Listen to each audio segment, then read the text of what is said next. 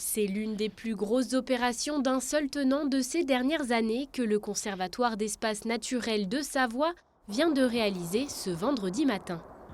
Avec la signature de l'acquisition de plus de 34 hectares de terrain naturel, l'association passe de gestionnaire à propriétaire d'une partie du plan d'eau des Hurtières et de zones agricoles alentours. Physiquement, c'est toute la partie, là on a un arbre qui a plus de feuilles qui est devant, c'est toute la partie à gauche de cet arbre, toute la zone avec les petites îles qu'on voit bien, le plan d'eau, ça continue un peu au nord et puis on a des parcelles agricoles aussi qui sont un peu vers nous, qui seront propriété du SEN.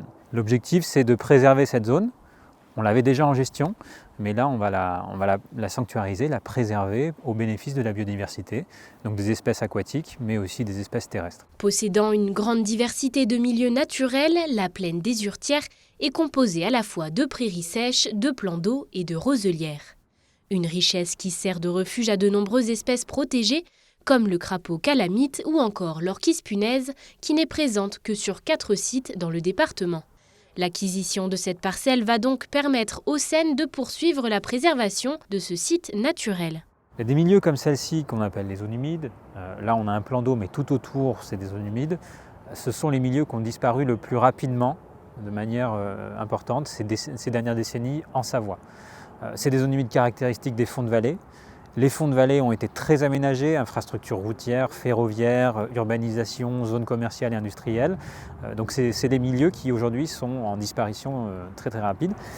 Alors que ce sont des milieux qui jouent un rôle essentiel pour la régulation du climat, par exemple. Les roselières, les tourbières stockent énormément de carbone.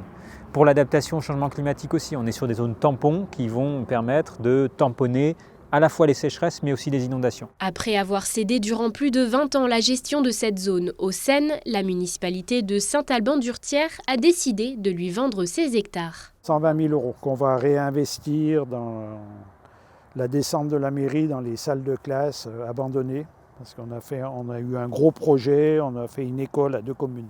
La partie nord du plan d'eau va donc servir de sanctuaire pour la biodiversité. L'accès est donc réglementé et la baignade interdite afin de canaliser au maximum les flux humains et faire ainsi revenir des espèces peu présentes comme les oiseaux migrateurs. La partie sud, propriété de la commune, reste quant à elle une base nautique.